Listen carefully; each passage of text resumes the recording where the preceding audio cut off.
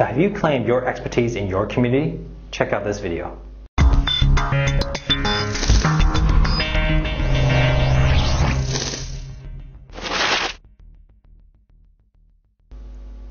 Hi, I'm Dr. Laurence from Wellness 2.0. Now, we talked about being an expert in your community and how important that is, because your community needs you. Your community absolutely is starving for your information, is starving for health and wellness information, because they're searching on Google, they're searching online, trying to figure out how to get better in terms of health, or how to get rid of the disease, or how to get better from their illnesses. Now, who are they going to trust? Well, you got to stand there. You got to be able to take claim to say, I know how to help you. But most of the people that come, that I speak to always say, well, who am I to be an expert? Especially the new grads or people who are students, always say, well, what do I know? I just graduated. Let's think about this for a second. So do you think that you know more than your clients would, and from a general perspective? Well, of course you do. Of course you would. You spent, over 4 to 8 years of university studies just in chiropractic in terms of health, right? So you would definitely know more about the human body than they would.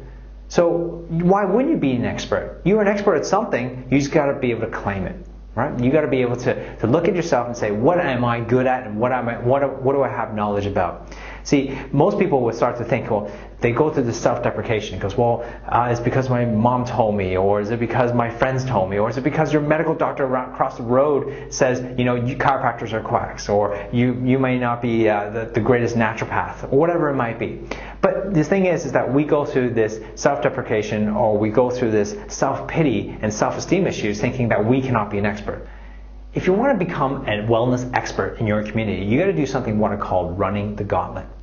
Now, what that means is, like, if you ever watch gridiron football or NFL football, my favorite team being the San Francisco 49ers, and there's a guy named Frank Gore who is basically the running back, and he's the guy who the quarterback gives him the ball, and he basically has to run through the gauntlet. The gauntlet is the 11 opposing players that are trying to smash you and tackle you and smash you to the ground, basically.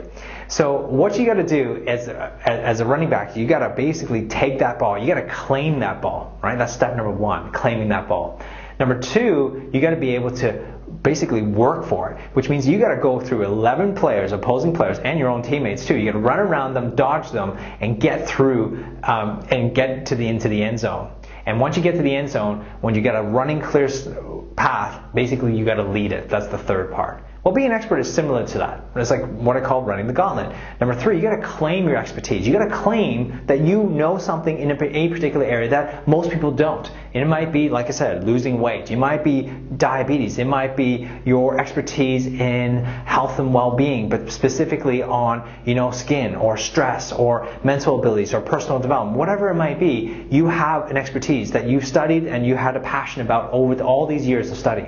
You got to claim it. That's step number one. Number two is you got to work for it, which means you got to research. You got to do remember we talked about the wellness expert trinity. You got to do your persona. You got to figure out who you are. You got to figure out all your research about it, and you got to develop your product line, your production line, and how you're going to deliver that message.